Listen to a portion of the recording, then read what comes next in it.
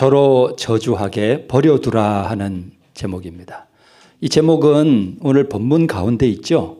네, 저로 저주하게 버려두라 하는 제목입니다.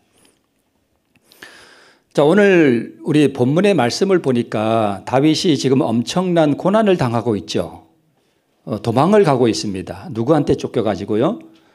아들 압살롬한테 쫓겨가지고 지금 도망을 가는 중에 일어났던 사건입니다. 왜 그런 고난이 일어났는가?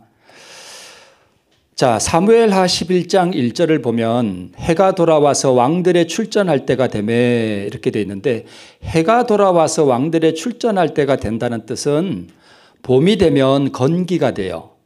겨울에는 비가 많이 오기 때문에 전차들이 이렇게 진흙탕에 빠지기 때문에 전쟁을 못해요. 그래서 봄이 되면 건기가 되기 때문에 전쟁을 하게 됩니다. 그래서 해가 돌아와서 왕들의 출전할 때가 되매 다윗이 요압과 그 신복과 온 이스라엘 군대를 보내니 저희가 암몬 자손을 멸하고 랍바를 에워쌌고 다윗은 예루살렘에 그대로 있었다, 이렇게 기록되어 있습니다. 암몬 자손의 이 랍바 성이 지금은 어딘가 하면 이스라엘 바로 동쪽에 있는 요르단의 암만이에요. 요르단의 수도죠. 그게 랍바입니다. 이걸 에워쌌는데 다윗은 지금 어디 있다고요? 예루살렘에 그대로 있었습니다. 자, 이 그림을 보면 다윗이 지금 백성들은 다 지금 어디가 있는데, 전쟁터에 가 있는데 지금 다윗은 지붕 위에서 뭐 하고 있어요? 네, 그냥 있습니다. 그런데 저 그림 오른쪽에 자세히 보면 웬 여자가 뭐 하고 있어요? 모욕하고 있어요. 자세히 볼 필요는 없습니다. 잘 보이지도 않습니다.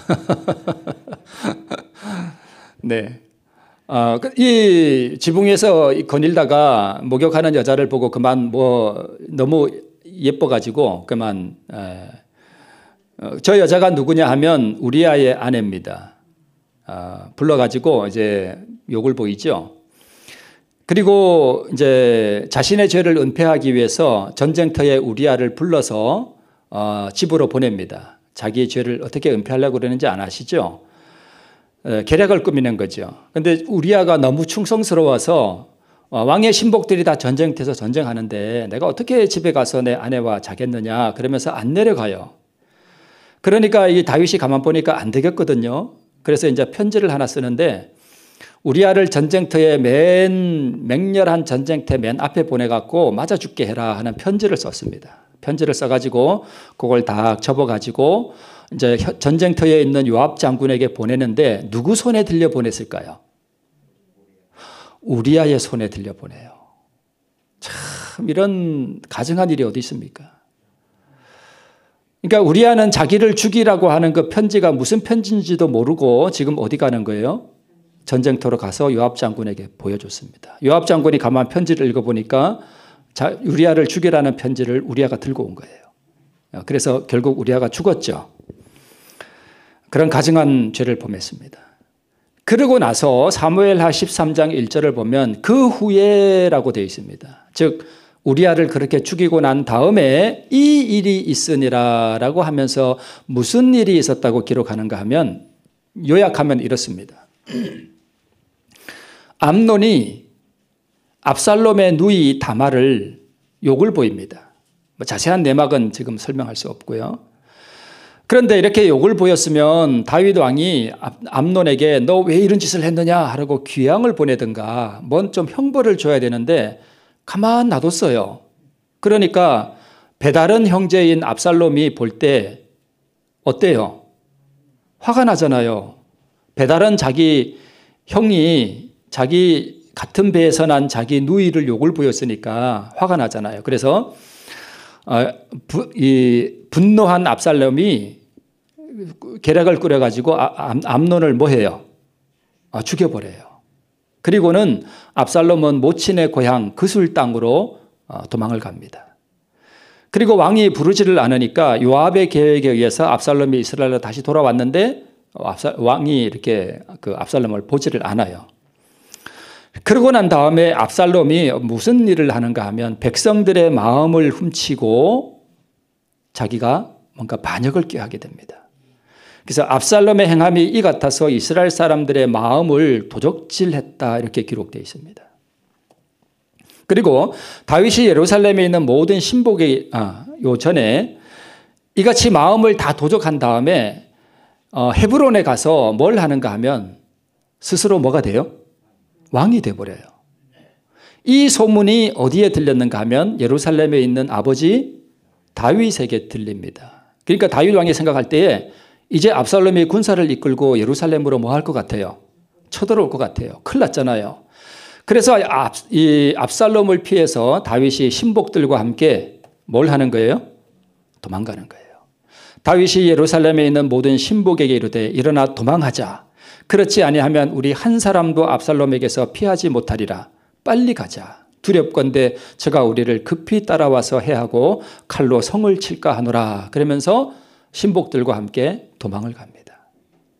자, 저 그림을 보면 다윗이 맨 앞에 있죠. 신발을 신었어요? 안 신었어요? 신발도 못 신고 그냥 급하게 도망을 갑니다. 다윗 왕도 참 자식에게 쫓겨가지고 그죠? 셋째 아들이거든요. 참 잘생긴 셋째 아들한테 쫓겨가지고 지금 도망을 가고 있습니다. 자, 그런데 오늘 이제 본문에 이 말씀이 나오죠. 다윗 왕이 바후림에 이름에 거기서 사울의 집 족속 하나가 나오리 게라의 아들이요 이름은 시므이라. 저가 나오면서 연하여 뭘 했어요? 저주했습니다. 지금 자식에게 쫓겨서 도망가는 이 굴욕적인 사건을 경험하고 있는 이 다윗에게 안 그래도 지금 상처가 쓰라리고 아픈데 시므이가 거기다 뭘 뿌리는 거예요? 소금을 뿌리는 거예요. 저주하고 또 다윗과 다윗 왕의 모든 신복을 향하여 돌도 던졌습니다. 그때의 모든 백성과 용사들은 다 왕의 좌우에 있었다 이렇게 기록하고 있습니다. 우리 사무엘하 16장 오늘 우리 본문의 말씀 가운데 있는 시므이의 저주를 요약하면 이렇습니다. 너는 뭐를 흘린 자다? 피를 흘린 자다. 비루한 자야. 잘 가라. 그러니까 지금 도망가고 있잖아요. 그러니까 저주하는 거예요. 잘 가라. 그래 잘 꺼져라 이런 뜻입니다. 잘 가라. 사울 왕의 피를 흘렸으니까 네가 지금 뭘 받는 거다? 피값을 받는 거다. 사울 왕의 피를 흘리고 네가 지금 대신 왕이 되지 않았느냐? 그러니까 하나님이 너에게 너의 죄를 보응해서 네 아들 압살롬에게 왕권을 준 거다. 너는 피를 흘렸으니 오늘 이 일은 내가 스스로 초래한 것이 아니겠느냐라고 지금 저주하는 것입니다. 이게 사실이에요? 아니에요? 사실이 아니죠. 우리가 잘 아는 대로 다윗은 아주 경건했죠. 크신 통치자를 모시고 다니고 감정적인 지배를 멀리하고 정말 하나님 앞에 충성한 그러한 다윗이었습니다. 심지어 우리 다윗이 사울에게 쫓겨다닐 때에 한 번은 굴속에 들어가서 사울이 발을 가릴 때 사울을 죽일 수 있음에도 불구하고 뭐만 잘랐어요? 옷자락만 잘랐죠. 그것만도 양심의 가책을 받았다 그렇게 됐어요. 마음이 찔렸거든요. 그러니까 사울을 다윗이 죽였어요? 안 죽였어요? 안 죽였죠. 네, 피를 흘린 게 아니죠. 그래서 다윗에 대한 시므이의 비난은 완전한 거짓, 즉 근거 없고 악의에 찬 중상이었다 우리가 이렇게 이해합니다.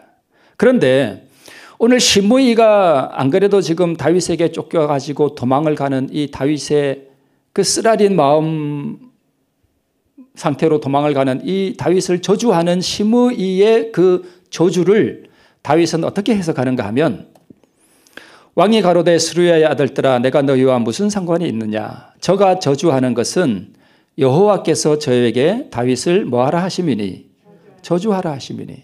이게 참 이해가 잘 안 되죠. 하나님께서 이걸 시켰나요? 하나님의 성품이 그런가요?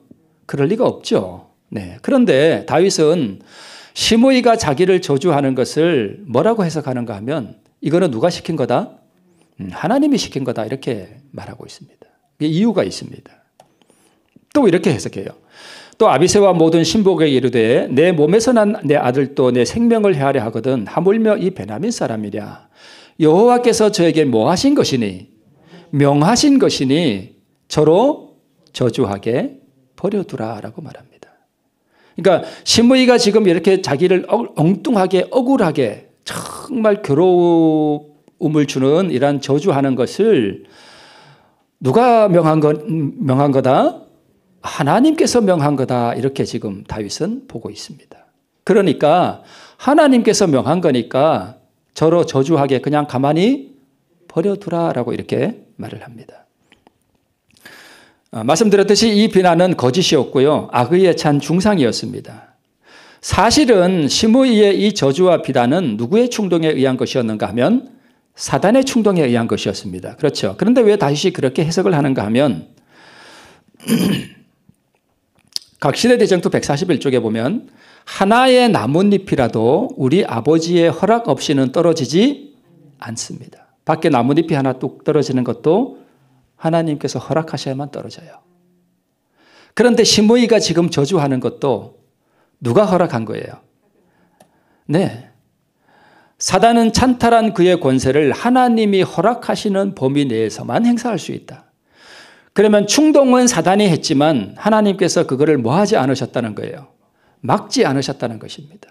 그 뜻입니다. 다윗의 경건과 기름 부음 받은 사울 왕에 대한 경외심과 사울 왕에게 베푼 자비와 모든 선행들이 곡해되고 오해를 받고 있습니다. 그렇죠? 네.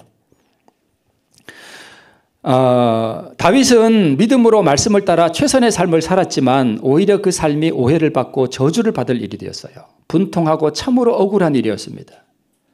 그런 일이 없음에도 불구하고 지금 시므이가 참으로 고난 가운데 있는 다윗에게 저주하고 돌을 던지면서 너무나 억울한 말을 하는 것입니다. 그렇죠? 왕의 모든 신하들 앞에서 이 다윗 왕이 엄청난 굴욕을 당하고 있습니다. 이때 인간의 본성이 어떻습니까? 풀고 싶죠. 오해받고 억울한 일을 당할 때에 어디 하소연하고 싶죠. 오해를 풀어서 나의 정당함을 입증하고 싶죠. 그렇죠.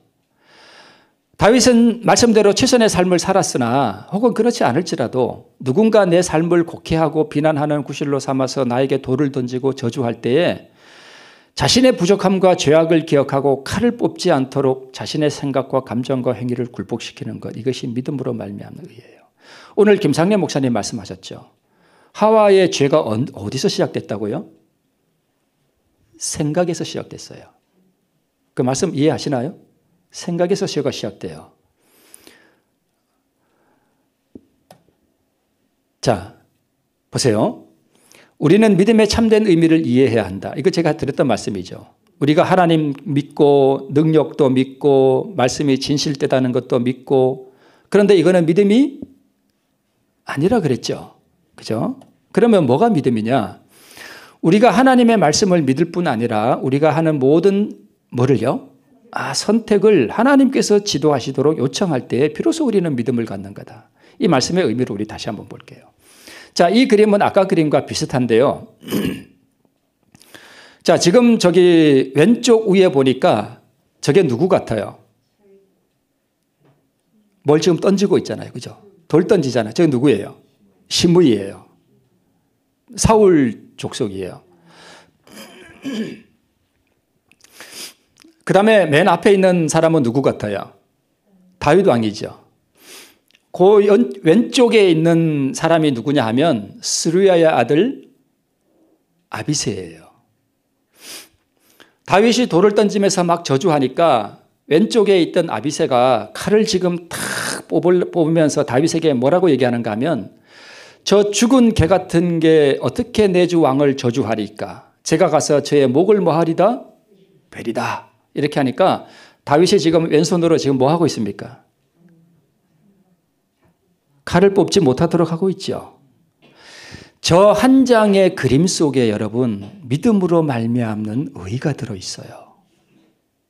저 한 장 속에 믿음으로 말미암는 의가 무엇인지가 들어있습니다. 그리고 성화가 무엇인지 저 한 장의 그림 속에 너무 잘 묘사되어 있습니다. 여러분, 칭의, 회개는 무엇인가요? 잘못하고 난 다음에 그것을 고백하고 버리는 게 회개죠. 그런데 이 그림은 죽이고 난 다음에 회개해요? 아니면 죽이려고 하는 저 칼이 여러분, 아비새가 들고 있는 저 칼이 뭘 상징하는가 하면 다윗의 마음을 상징하는 거예요. 이해하시죠? 다윗의 마음 속에 있는 복수의 칼을 의미하는 거예요.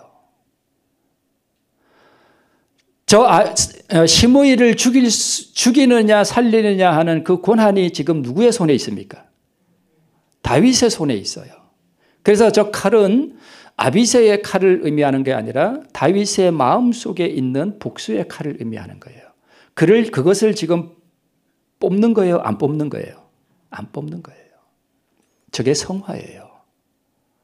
죄를 지은 그 근원을 차단시켜버린 거예요. 저게 성화라고 하는 겁니다. 회개는 언제 했어요? 우리아의 아내를 범하고 우리아를 죽이고 난 다음에 나단 선지자가 와서 다윗의 죄를 지적했을 때 그때 이미 다윗은 뭐 했어요? 회개했습니다. 그걸 칭의라 그러고요. 저 그림 한 장 속에는 자신의 죄인됨을 처절하게 인식하는 그림이 다윗의 고개를 숙인 저 얼굴 속에서 잘 드러나죠. 보이죠? 나의 죄인됨을 깊이 인식하는 것입니다.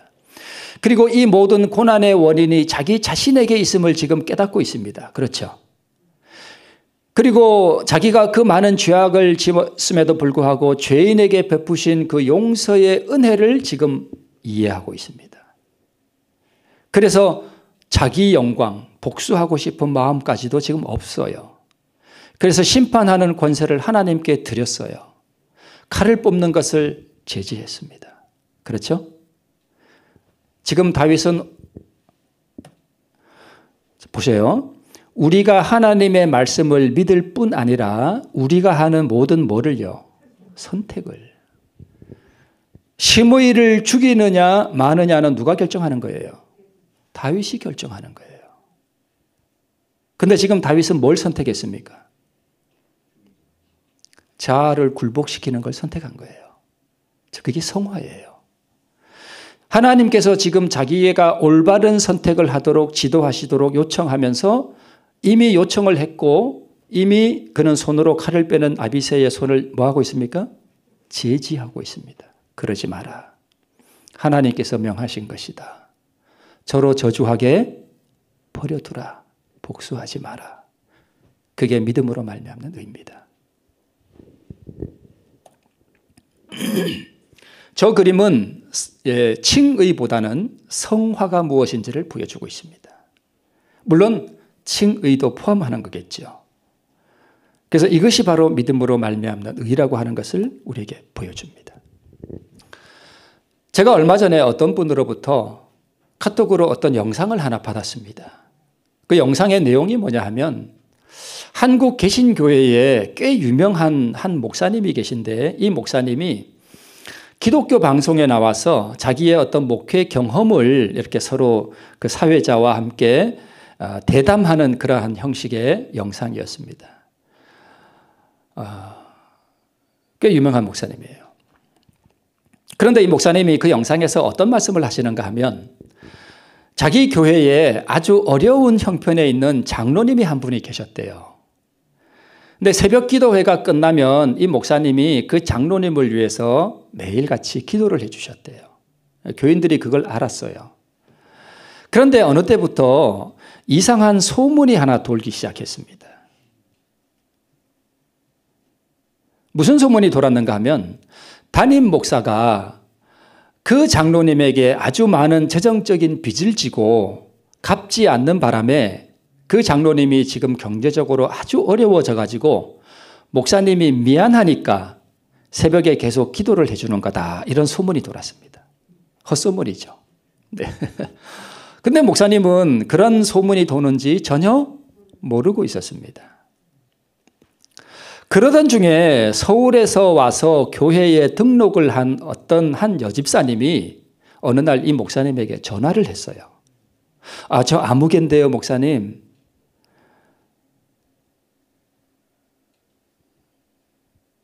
저는 이제 이 교회를 떠나겠습니다. 라고 이제 전화가 왔습니다.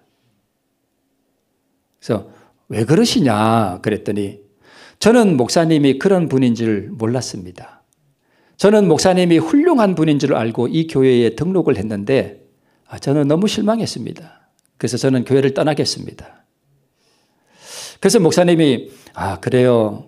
그래서 저는 부족함이 많고 물론 그래서 제가 뭐 실망스러운 일이 많겠지만 떠날 때 떠나더라도 왜 그러는지 이야기는 좀 해주셔야 될 거 아니겠습니까? 그래야 제가 뭐 고칠 것이 있다면 고치지 않겠습니까? 그랬더니까 제가 어떻게 그 얘기를 하느냐.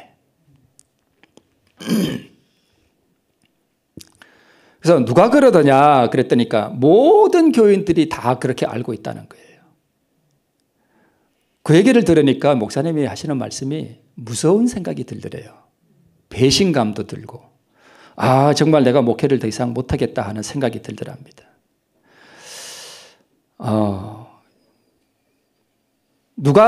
그러면서 드는 생각이 뭐냐 하면 내 형편을 좀 밝히기는 해야 되겠다. 너무 억울하잖아요.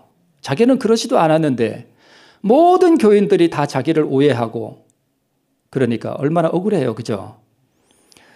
누가 그런 이야기를 했는지 그리고 나는 그런 적이 없다라고 해명이라도 해야 되겠다라고 이제 생각을 했답니다. 그래서 하나님 앞에 나가서 기도했겠죠. 그런데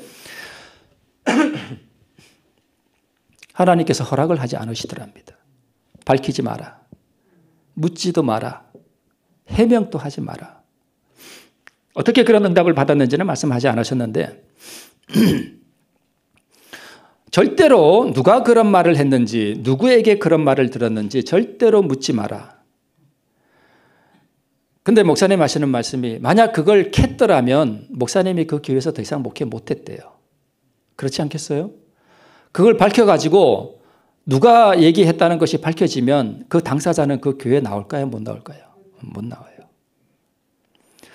이제 목사님은 해명도 못하고 이중적인 교인들 그러면서 드는 생각이 이 교인들이 설교 끝나면 나갈 때 목사님 은혜 받았습니다. 그러면서 나간 그 모든 게 다 이중적으로 보이더래요.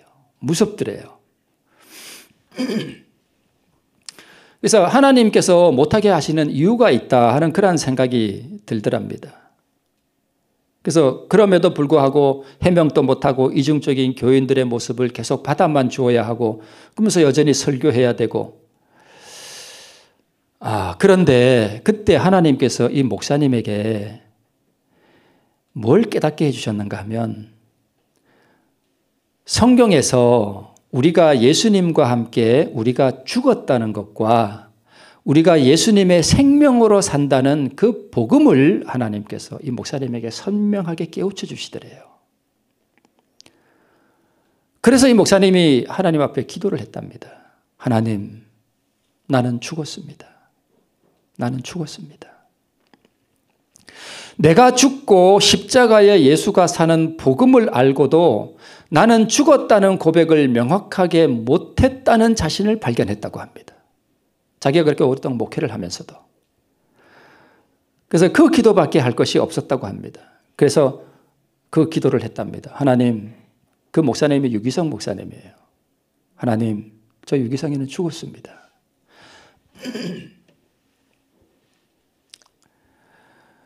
그렇게 한 10번 정도 기도를 하고 나니까 이상할 정도로 마음이 평안해지더랍니다.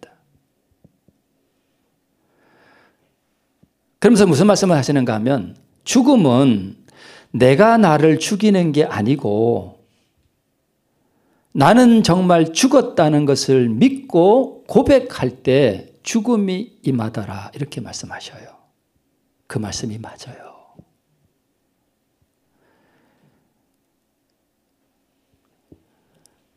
싫은 마음, 견딜 수 없는 마음, 억울한 마음, 괴로운 마음 이런 것이 다 없어졌습니다.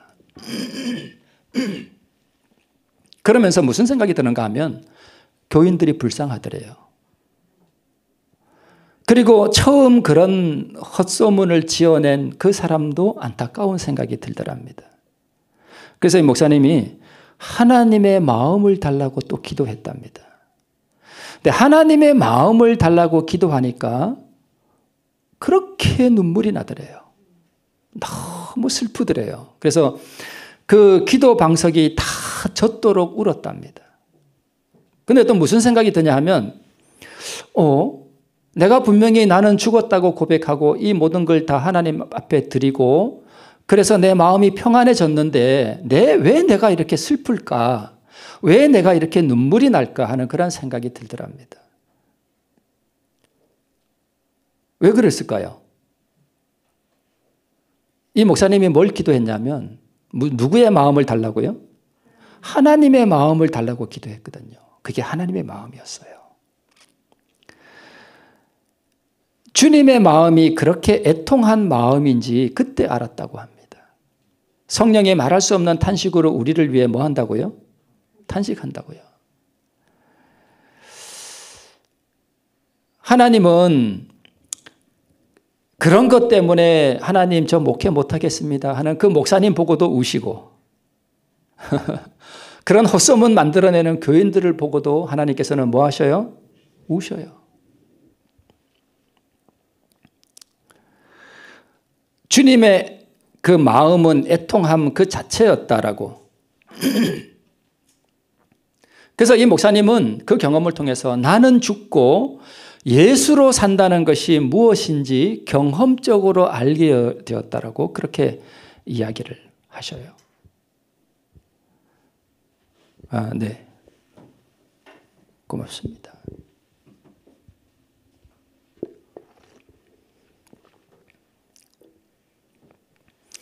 저는 이 목사님의 말씀을 들으면서요, 그 목사님은 자기의 그 경험을 이야기하면서 무슨 그것이 믿음으로 말미암는 의다 이런 말씀 안 하셨어요. 근데 저는 뭘 알았는가 하면 이 목사님이 믿음으로 말미암는 의를 경험하셨구나 하고 대반에 알아들었습니다.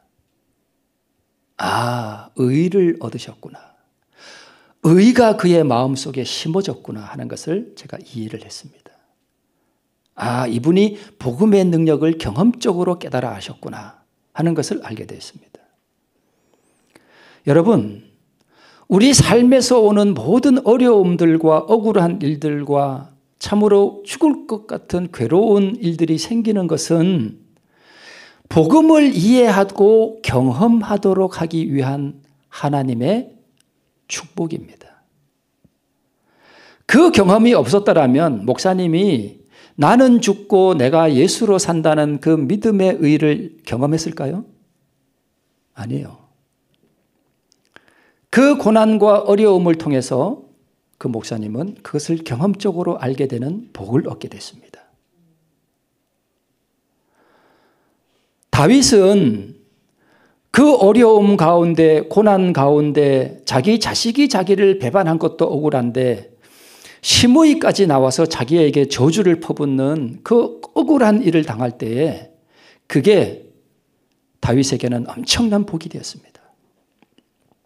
뭘 경험하게 됐는가 하면 성화를 경험하게 됐습니다. 자, 고난의 원인에 이어서 두 번째, 하나님께서 명한 것입니다. 그렇죠. 다윗은 우리아의 아내를 빼앗았을 뿐 아니라 우리아를 전쟁터에 제일 앞에 보내어 죽게 하라는 그 편지를 우리아의 손에 들려 요압 장군에게 보냈습니다. 간음의 죄와 무고한 의인의 피를 흘렸습니다. 다윗은 완전하고 철저한 회개를 했습니다. 이 회개가 진실한지에 대한 조사 심판을 했던 것입니다. 그 고난 가운데서. 다윗의 환난이라고도 할 수 있죠. 만약 다윗이 시므이의 목을 친다면 다윗은 그의 피 흘린 죄를 용서받고 믿음으로 의롭다 여김을 받은 그 의를 어떻게 될까요? 잃어버립니다.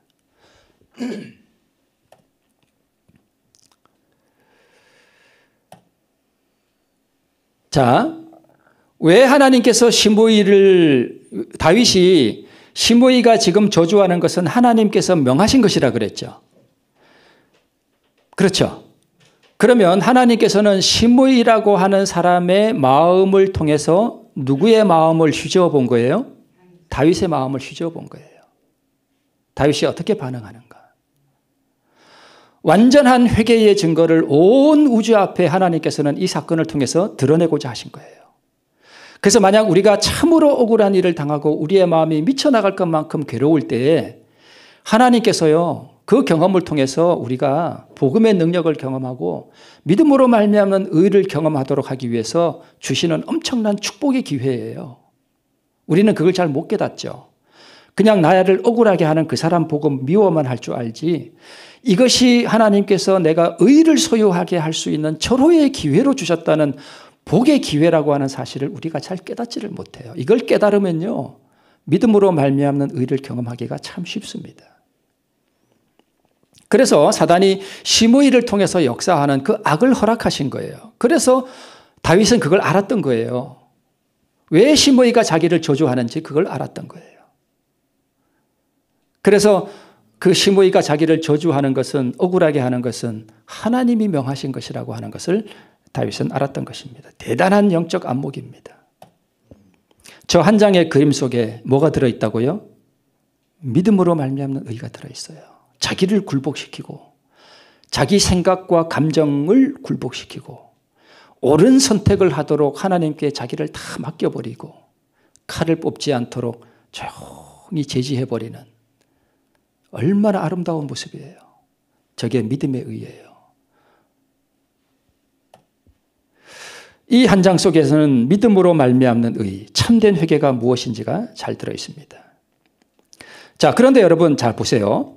시므이가 한 이 저주는 다윗과 사울 왕의 관계에서 보면 거짓이죠. 중상모략한 거죠. 그런데 다윗과 우리아의 관계에서 보면 다 사실이에요. 다 사실이에요. 보세요. 자, 사울과 다윗의 관계에서 보면 이렇게 볼 수 있습니다. 너는 피를 흘린 자다. 비루한 자야, 가거라 가거라. 사울 왕의 피를 흘렸으니 그 피값을 받는 거다. 사울 왕의 피를 흘리고 네가 대신 왕이 되었다. 그래서 압살롬에게 하나님께서 왕권을 물려주신 거다. 이 일은 네가 스스로 자처한 거다. 이게 다 다윗과 사울 왕의 관계에서 보면 중상모략이죠. 자, 그런데 이걸 우리아의 관계에서 봅시다. 피를 흘렸습니까? 맞죠? 우리아의 피를 흘렸습니다. 비루한 자입니까? 비루하죠. 우리아의 피를 죽이라는 그 편지를 그 당사자인 우리아의 손에 들려보내는 그 간악한 죄를 지었습니다. 비루한 자예요, 다윗은. 우리아의 관계에서 보면. 우리아의 피를 흘렸으니까 그 피값을 받는 거, 이거 맞아요. 이 모든 고난의 원인이 바로 거기에 있는 거예요. 우리아의 피를 흘리고 네가 대신 뭐가 됐어요? 우리아의 남편이 된 거예요. 하나님이 보응한 거예요. 그렇죠? 이 죄를 짓지 않았더라면 셋째 아들 압살롬에 쫓겨가는 이 일도 없었을 거예요. 암논이 다말을 욕보이는 일도 없었을 거예요. 압살롬이 암논을 쳐 죽이는 일도 없었을 거예요. 이 모든 고난의 원인이 누구한테 있다는 것을, 자신에게 있다는 것을 알았어요. 그래서 다윗이 왜 위대한 사람이었는가 하면, 시므이가 다윗을 저주할 때에 사울 왕과의 관계 속에서 억울한 중상을 했지만 다윗은 그것을 어떻게 해석했는가 하면, 자기가 우리아의 밧세바의 남편을 죽이고 대신 남편이 되었던 자기의 그 죄악의 관계 속에서 보면서 뭘 한 거예요? 겸비하게 자신을 낮춘 거예요. 이해가 되시죠? 네, 그렇게 한 것입니다.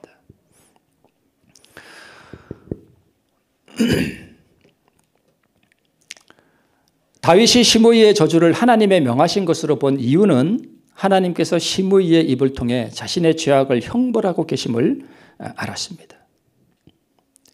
자, 아까 제가 말씀드렸던 그 목사님은 다윗과 같이 교인들이 목사님을 비난하게 뭐 해둔 거예요? 버려둔 것입니다. 버려뒀어요. 나를 억울하게 하고 나를 모함하고 나를 정말 시궁창에 던져버리는 그러한 일을 하도록 그냥 내버려뒀습니다. 해명하려고도 하지 않았습니다. 누가 그런 말을 했느냐라고 밝히려고 하지도 않았습니다. 하나님께서 그것을 금하셨습니다. 목사님에게 뭘 주려고요? 의를 주시려고. 왜 하나님께서 우리에게 요구하시는 것이 딱 한 가지라고 하는 것을 우리가 이해하시겠나요? 그 한 가지가 뭐예요? 어제도 말씀드렸죠. 자아의 굴복이에요. 그것만 하면 하나님께서 우리에게 의를 주시겠다는 거예요. 제가 계속 반복합니다. 저로 저주하게 버려두라. 목사님은 뭘 빼지 않았어요? 칼을 빼지 않았습니다. 칼을 빼는 게 뭐예요? 그 말 한 사람이 누굽니까, 여러분? 이렇게 안 했다는 거예요. 제가 안 그랬습니다, 여러분. 이렇게 안 했다는 거예요. 내버려뒀습니다. 여러분, 그냥 내버려두세요. 목사님이 한 일은 한 가지입니다. 자기를 굴복시킨 거예요. 그게 자기를 부인하는 거예요. 해명하고 싶잖아요. 그죠? 저 같아도 해명하고 싶죠. 여러분, 저 안 그랬어요. 해명하고 싶잖아요. 그죠? 근데 그것도 다 버렸습니다. 그게 자기를 부인하는 거예요. 해명하고 싶은 마음을 뭐 하는 거예요? 부인하는 거예요. 이해가 되시죠? 그게 자기 십자가예요. 자기 십자가를 지는 거예요. 제가 여러분 우리를 주님 앞에 바칠 때에 하나님께서 의를 주신다 할 때 그 바친다는 게 바로 이런 거예요. 다 같은 거예요. 그죠? 네. 그렇게 할 때 하나님이 하신 일은 그 목사님의 마음속에 뭘 주신 거예요? 의를 주신 거예요. 의. 그게 생명이에요. 그리고 그리스도의 애통한 마음을 주셨어요. 이것이 믿음으로 말미암는 의예요. 하나님께서는 교인들이 그 목사님에 대해 헛된 소문이 돌게 하시고 죽을 만큼 힘들게 억울한 일을 허락하신 이유가 뭔가? 교인들이 목사님에 대해 헛소문을 내도록 명하신 이유가 뭐냐? 이 목사님이 의를 경험할 수 있도록 하기 위해서. 그래서 이 굴욕은 목사님에게 뭐가 됐어요? 큰 축복이 됐습니다. 그래서 여러분, 그런 억울한 일들과 괴로운 일들이 오면 하나님께서 나에게 뭘 주시려고 하는구나? 복을 주시려고 하는구나. 나에게 의를 주시려고 하는구나. 이걸 아시면 얼마나 좋겠습니까? 그죠? 단 내가 뭘 해야 됩니까? 굴복을 해야 됩니다. 저로 저주하게 뭐하라? 버려두라. 해명하려고도 하지 말고 누가 그런 얘기를 했느냐라고 따지지도 말고 버려두는 거예요. 그러면 하나님께서 우리에게 의를 주신다는 것입니다. 다윗의 경험과 같은 우리에게 일어나는 모든 사건들은 하나님의 섭리의 역사하심을 통해서 우리의 유익을 위해 하나님의 명을 쫓아 일어나는 일들임을 우리가 이해하셔야 됩니다. 왜요? 우리에게 의를 주시기 위해서, 생명을 주시기 위해서 하나님의 섭리의 사건들이라는 것을 알 수 있습니다. 오늘날 그 저주 까닭에 선으로 내게 갚아주시라. 마지막 세 번째 단락입니다. 다윗이 그랬죠. 저로 저주하게 뭐하라? 버려두라. 여호와께서 나의 원통함을 감찰하시리니 오늘날 그 저주 까닭에 선으로 내게 갚아주시리라. 여러분, 자기를 굴복시키고 그냥 내버려 두면 하나님께서 다 알아서 처리하시고 내게는 뭘로 갚아주신다고요? 선으로 갚아주신다고요. 그가 나의 원통함을 감찰하시리니 오늘날 그 저주 까닭에 선으로 내게 갚아주시리라. 자, 이제 도망을 가는데 이제 압살롬이 예루살렘 성에 입성했어요. 들어와 가지고 왕이 있으면 항상 이렇게 모사들이 있거든요. 제갈량, 그러니까 전략을 짜는 그 책략가가 있어요. 그런데 이 아히도벨은 누구의 편에 붙었는가 하면 압살롬의 편에 붙었어요. 그리고 후세는 누군가 하면 후세는 다윗 왕의 친구거든요.